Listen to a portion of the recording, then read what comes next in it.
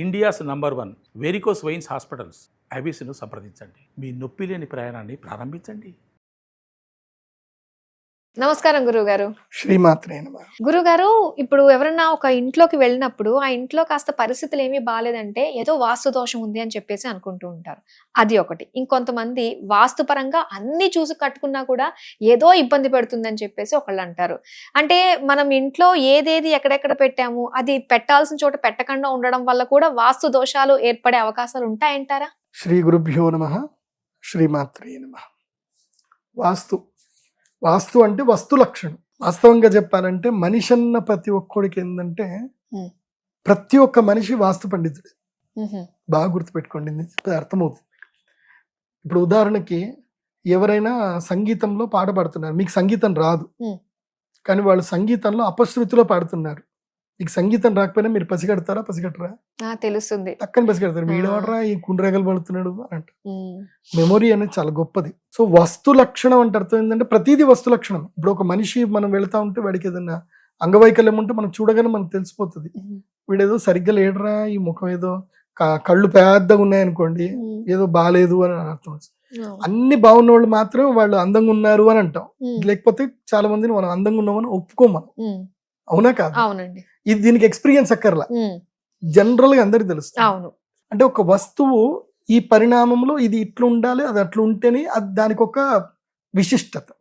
ఇప్పుడు కొంతమంది ఉంటారు కళ్ళు చిన్నగా ఉంటాయి, వాళ్ళకి కళ్ళు చిన్నగా ఉంటాయి, ముక్కు పెద్దగా ఉంటుంది, వాళ్ళు మాట్లాడితే అర్థం కాదు. సో అంటే వాళ్ళు వాస్తు విరుద్ధంగా ఉన్నారు అని మనకు తెలుస్తుంది. అట్లాగే ప్రతి ఒక్క వస్తువుకి ఒక ప్రమాణం అనేది ఉంటుంది. ఆ ప్రమాణంలో ఉంటేనే అది దాని యొక్క ప్రత్యేకమైనది, లేదంటే అది వాస్తు ప్రకారం లేదు అని అర్థం. అట్లాగే గృహముకి కూడా, ఇంటికి కూడా దానికి ఒక ప్రమాణం అనేది ఉంటుంది.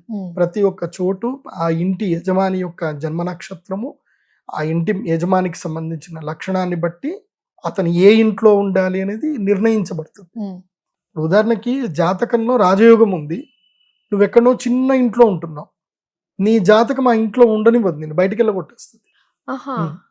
నువ్వు ఉండాల్సిన ఇల్లు ఇది కాదురా అని బయటికి వెళ్ళగొడుతుంది. నువ్వేమనుకుంటావు, నాకు నెగిటివ్ అవుతుంది అనుకుంటా. మనకి నేచర్ ఏం చేస్తుంది అని అంటే, నీకు ఒక దగ్గర ఒకటి కలిసి రావట్లేదు అంటే అర్థం ఏంటి అని అంటే అది నీది కాదు అని అర్థం. నీకు ఒక దగ్గర కలిసి వచ్చింది అని అంటే అది నీది, నీ కప్ ఆఫ్ టీ అని అర్థం. సో మనకు కలిసి వచ్చేంత వరకు మనము ప్రయత్నాలు చేస్తానే ఉండాలి, ఉద్యోగ ప్రయత్నాలు కానీ ఎక్కడైనా సరే.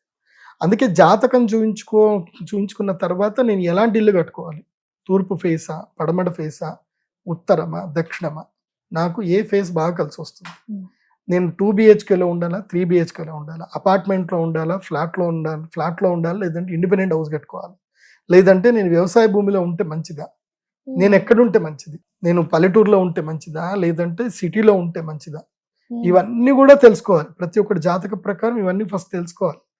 తెలుసుకున్నాక ఇల్లు అంటే ఏంటంటే సింపుల్ గా ఆగ్నేయంలో కానీ వాయువులో కానీ కిచెన్ ఉండాలి, నైరుతిలో తప్పకుండా బెడ్రూమ్ ఉండాలి, ఈశాన్యంలో ఖాళీ ఉండాలి, ప్రతి డోర్కి ఒక విండో ఉండాలి, ఇంట్లో గాలి చక్కగా వెళ్ళాలి, ఇంటి మొత్తం వెళ్తురు రావాలి.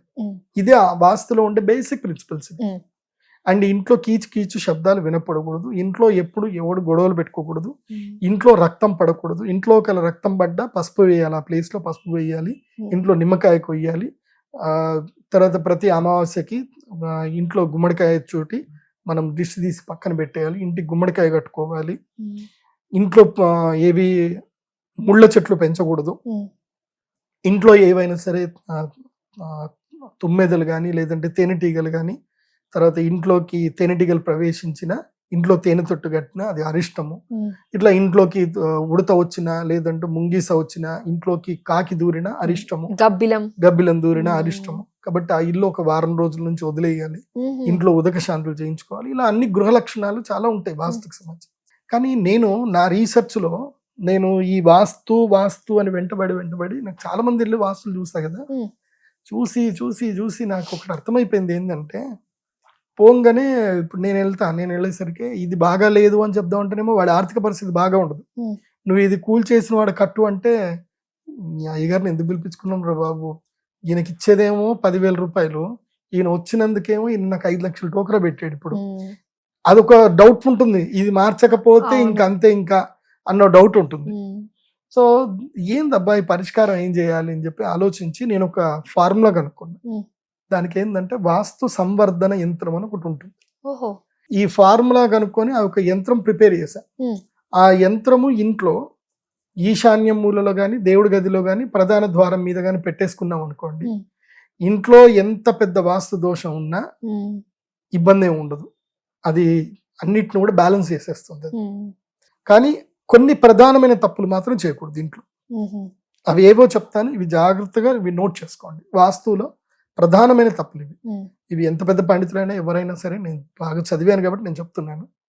ప్రధానమైన తప్పు ఏంటంటే ఇంట్లో మెయిన్గా చాలా మంది ఏంటంటే ఇంటికి స్థలం సరిపోక మెయిన్ డోర్కి Hmm. అదేవిధంగా మెయిన్ గేట్కి ముందే గుంత తవ్వి అక్కడ వాటర్ ట్యాంకులు స్టోర్ పెట్టుకుంటారు. అవునండి, అవును. ఇది ఉండకూడదు, బాగా గుర్తుపెట్టుకోండి. మీకు Okay. ఎంత కష్టం వచ్చినా మెయిన్ ఎంట్రన్స్ మీరు రోజు పోయే దారిలో ఉమ్. గుంత ఉండకూడదు, కింద నీళ్లు ఉండకూడదు. ఓకే. కింద నీళ్లు ఉండే గుంత ఉండకూడదు. ఉమ్. అలా ఉంటే ఆ ఇల్లు తీసుకున్న యజమానికి 11 ఏళ్ళ లోపల ఉమ్. మృత్యు వస్తుంది. ఉమ్. కాబట్టి అలా దారి లేకుండా ఇల్లు కట్టుకోండి. ఉమ్. ఒకవేళ అంత ఉంటే కనుక ఏం చేసుకోండి అంటే కింద సెల్లార్ తీసుకొని అక్కడ ఏదన్నా గుంత కట్టేసుకొని మీరు ఫస్ట్ ఫ్లోర్లో పైనుంచి మీరు ఇది చేసుకోండి. ఓకే. డైరెక్ట్గా మాత్రం గుంత ఉండకూడదు, నీటి గుంత ఉండకూడదు. బాగా గుర్తుపెట్టుకోండి. ఇంటికి ఎదురుగ్గా ఎప్పుడు కూడా గుంత ఉండకూడదు. ఉమ్. ఇది చాలా ఇంపార్టెంట్. రెండోది, చాలా మంది ఏం చేస్తారంటే ఇంట్లో 100 గజాలు 150 గజాలు ఇల్లు కట్టుకుంటారు. ఉమ్. స్థలం లేక ఏం చేస్తారు అంటే మెట్ల కింద టాయిలెట్స్ కట్టుకుంటారు. మెట్ల కింద బాత్రూమ్ కట్టకండి.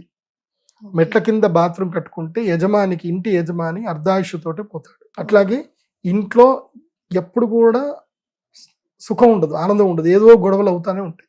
అందరు కుటుంబ సభ్యులే, అందరు ఒక్కొక్కళ్ళు ఇష్టపడేటోళ్ళే, కానీ గొడవలు అవుతాయి. ఇంట్లో ఎప్పుడు కూడా మెట్ల కింద టాయిలెట్స్ కట్టకండి. మెట్ల కింద ఎప్పుడు కూడా అది కావాలంటే కాళ్ళు చేతులు కడుక్కోవడానికి జస్ట్ నీళ్లు పెట్టకండి, కానీ మూత్ర విసర్జన కానీ మల విసర్జనకు సంబంధించి స్నానాలు చేయడానికి కానీ పెట్టుకోకండి. ఓకే. మామూలుగా మీరు ఏమన్నా ఇప్పుడు ఎందుకోసమంటే ఇంత చిన్న స్థలంలో ఏం చేసుకుంటారు, అవునండి. ఈ అంట్లు తోముకోవడానికి కావాలంటే ఏదైనా పెట్టుకోవచ్చు, అంతవరకు ఓకే. కానీ మాత్రం ఏమి కట్టకండి, మెట్ల కింద ఏం కట్టకూడదు. ఉమ్. తర్వాత ఎగ్జాక్ట్ నైరుతి మూలకి, ఉమ్. అంటే ఈ ఇల్లు ఇలా కార్నర్ ఉంటే సౌత్ వెస్ట్ కార్నర్, ఉమ్. ఎగ్జాక్ట్ నైరుతి మూలకి టాయిలెట్ పెట్టకూడదు ఎప్పుడు కూడా. నైరుతి మూలకి చాలా మంది ఏం చేస్తారంటే ఎగ్జాక్ట్ నైరుతి మూలకి వెళ్ళి టాయిలెట్ కొంతమంది పెడతారు. ఉమ్. కొంతమందికి వెస్ట్ ఎంట్రన్స్ ఉంటే ఏం చేస్తారు అంటే వెస్ట్ ఎంట్రన్స్ లో వెస్ట్ వైపు నుంచి సౌత్ వెస్ట్ నుంచి మెట్లు తీసుకొని దాని కింద టాయిలెట్స్ కడతారు. ఓకే. నేను అట్లా చూసిన వాళ్ళలో సంపద అంతా పోయింది. పాపం వాడు అప్పు చేసుకొని ఇల్లు కొట్టుకున్నారు, ఆ అప్పు మొత్తం ఇల్లు తినేసింది, తర్వాత ఇల్లు కూడా లేదు. ఉమ్. అట్లా ఎప్పుడు చేయకండి. సో అదొకటి. ఇంకోటి ఏంటంటే కొన్ని ఉంటాయి, నేను ఇందాక చెప్పాను ముళ్ళ చెట్టు పెట్టకూడదు. ఉమ్. ప్లస్ ఇంకోటి ఏంటంటే ఇంట్లో ప్రతి చోట చక్కగా వెంటిలేషన్, గాలి, ఇట్లా మీరు విండోస్ ఓపెన్ చేస్తే ఇంట్లో చక్కగా గాలి ప్రసరణ జరగాలి. ఉమ్. బెడ్రూమ్ లో చాలా మంది ఏం చేస్తారంటే నైరుతిలో బెడ్రూమ్ పెట్టుకుంటారు, ఇక నైరుతిలో మొత్తం క్లోజ్ ఉంటుంది, ఇంకా ఉమ్. వెలుతురు రాదు, గాలి రాదు, ఏం రాదు. ఇక ఆ ఇంట్లో వాళ్ళకి తప్ప ఆ వాసన ఇంకోళ్ళకి మాత్రం భరించలేరు. ఉమ్. అట్లా ఉండకూడదు. ఇంట్లో ఏ స్మెల్స్ ఉండకూడదు, ఉమ్. ఎప్పుడు కూడా ఫ్రెష్ ఎయిర్ ఫ్లో అవుతా ఉండాలి. ఓకే. అది మెయిన్, అదొకటి చూసుకోండి. ఇక మిగతా అంటారా, జనరల్ రూల్స్ కొన్ని ఉంటాయి. ఇంట్లో ఆడవాళ్ళు ఏడవకూడదు, ఎంత కష్టం వచ్చినా ఆడవాళ్ళు ఏడవకూడదు. ఉమ్. ఒకవేళ ఏదైనా కూరగాయలు కట్ చేసేటప్పుడు ఏది జరిగినా రక్తం పడింది, ఇంట్లో రక్తం పడిందంటే ఇమ్మీడియట్లీ అక్కడ పసుపు వేయాలి, రక్తం మీద పసుపు వేసి తుడిచేయాలి, క్లీన్ చేయాలి. తర్వాత నీళ్ళల్లో ఉప్పు వేసి ఇల్లు క్లీన్ చేసుకోవాలి. ఓకే. ఇంట్లో ఎవరికైనా రక్తం వచ్చింది అని అంటే మాత్రం దానికి ఆ ఏదైతే షార్ప్నర్ ఏదైతే కత్తి వల్ల జరిగిందో ఆ కత్తి అయినా బయటపడాలి, లేదంటే ఆ కత్తికి కుంకుమ నీళ్ళల్లో ఒక గంట సేపు ఉంచాలి. సో కొన్ని అరిష్టాలు జరుగుతాయి అన్నమాట. సో అవి జరగకుండా చూసుకోవాలి. ఉమ్. ఇంత కొన్ని బేసిక్ మినిమమ్స్. అండ్ ప్రతి అమావాస్యకి కానీ ఎప్పుడైనా ఒకసారి ఇంట్లో ఏం చేయాలంటే కొన్ని పిడకలు తీసుకొచ్చి ఒక దాంట్లో పిడక వేసి, పిడక కర్పూరం పెట్టి ఇంత నెయ్యి వేసి కొంచెం గాయత్రి మంత్రం చదువుకోవడము, లేకపోతే దేవ మంత్రం చదవడము, ఒక 11 సార్లు స్వాహాకారాలు ఇవ్వాలి. సో ఇంట్లో మొత్తం ఆవు పిడకలతోటి పొగొచ్చింది అనుకోండి, ఇంట్లో ఉన్న అరిష్టాలన్నీ పోతాయి. ఉమ్. ఇవి చిన్న చిన్న బేసిక్స్, ఇవన్నీ కూడా ఎప్పుడో అందరు చేసేవాడు, ఉమ్. అవి చేస్తే చాలు. ఉమ్. ఇంట్లో గనక చెదబడితే గనక ఇల్లు తప్పకుండా వదిలిపెట్టాలి. ఇంట్లో చెదబడితే ఇల్లు వదిలిపెట్టాలి. ఉమ్. ఆ చెదమందులో ఏవో అన్ని కొట్టుకొని మళ్ళీ శాంతి చేసుకున్న తర్వాత ఇంట్లోకి రావాలి.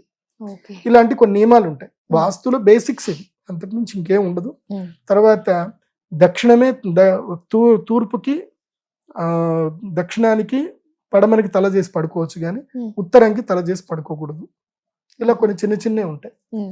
కాకపోతే ఇక మిగతా అన్ని కూడా మీకు తెలుసుకున్నా తెలుసుకోకపోయినా ఒక్కొక్కళ్ళ టేస్ట్ ఒక విధంగా ఉంటుంది, ఒక్కొక్కళ్ళ ఇల్లు ఒక విధంగా ఉంటుంది, ఒక్కొక్కళ్ళ జాతకం బాగా ఉండదు. ఇప్పుడు ఇల్లంతా మంచిగానే ఉంది, జాతకం బాగా లేదు, గొడవలు అవుతాయి. ఇంట్లో అందరూ ఉంటారు, ఇంట్లో దాదాపు ఒక 5 ఉంటారు సభ్యులు. ఇంట్లో ఎవరిదైనా ఒక్కళ్ళ జాతకం బాగా లేకపోయినా ఇంట్లో గొడవలు అవుతా ఉంటాయి. సో అన్నిటికీ ఒకే సొల్యూషన్ నేను కనుక్కున్నది ఏంటంటే వాస్తు సంవర్ధన యంత్రం. ఈ యంత్రం ఇంట్లో పెట్టుకోండి. ఈ యంత్రము ఆర్డర్ చేసి తెప్పించుకోండి. ఇంట్లోకి రాగానే మంచిగా గురువు గారిని పంతులు గారిని ఏమన్నా పిలిపించుకోండి. యంత్రానికి పురుష సూక్తంతో శ్రీ సూక్తంతో అభిషేకం చేయండి. తుడిచి గంధం కుంకుమ పెట్టేసి లామినేషన్ చేసేసి ఇంట్లో ఒక దగ్గర మూలకు పెట్టేసేయండి. అంతే. అంటే కనిపించినా పర్లేదు అంటారు? ఎవరు కనిపించినా పర్వాలేదు. ఇంట్లో ఎక్కడ పెట్టుకున్నా మంచిది. బెడ్రూమ్ లో మాత్రం పెట్టుకోకూడదు. ఈశాన్యం రూమ్ లో గానీ, లేదంటే వంటింట్లో దేవుడి గదిలో గానీ పెట్టుకోవచ్చు. హాల్లో ఎక్కడైనా పెట్టుకోవచ్చు. పైన పెట్టుకోవాలి. పైన ఒక ఫ్రేమ్ చేయించేసి ఎవరు తగలకుండా పెట్టాలి. చిన్న పిల్లకి అందరికి తగలకుండా కొంచెం ఎత్తులో పెట్టాలి.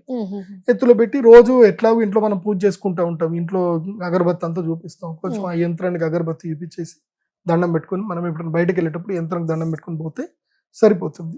ఈ యంత్రం ఏంటంటే ఇంట్లో దుష్ట శక్తులు వచ్చి ఇప్పుడు ఎవ్వరికి గొడవలు పెట్టుకోవాలని కోరిక ఉండదు. కొన్ని ఆవహిస్తాయి కొంతమందికి, చాలా మంది అది ఒప్పుకోరు, కానీ నేను చూస్తాను కదా ఆవహిస్తాయి. అప్పటిదాకా మంచిగా ఉన్న భార్య భర్తలు ఇద్దరు కొట్లాడుకొని ఒకళ్ళొకళ్ళు కొట్టుకుంటారు. ఇద్దరికి ఒకళ్ళొకళ్ళు అంటే ప్రేమ, కానీ ఎందుకో కొట్టుకుంటారో వాళ్ళిద్దరికి తెలియదు. ఎందుకు అంటే కొన్ని దుష్ట శక్తులు ఆవహిస్తాయి ఇంట్లో. అవి రావద్దు అని అంటే మన ఇంట్లో ఒక యంత్రం ఉండాలి. ప్రతి ఇంట్లోనూ వాస్తు సంవర్ధన యంత్రం ఉండవలసిందే. అది లేకుండా ఇల్లు ఉండకూడదు. అది ఓకే. నిజంగానే వాస్తు అంటేనే చాలా మంది చూపించడానికి భయపడుతూ ఉంటారు. ఏదైనా మార్చాలి, కూల్చాలి అని చెప్పేసి వాటన్నిటికీ కూడా విరుగుడుగా ఒక యంత్రం సాయంతో వాస్తు దోషాలన్నీ కూడా క్లియర్ అయిపోతాయి. చాలా పెట్టుకుంటే చాలు. అంతే. చాలా చక్కగా తెలియజేసినందుకు ధన్యవాదాలు గురువు గారు. శ్రీమాత్రే.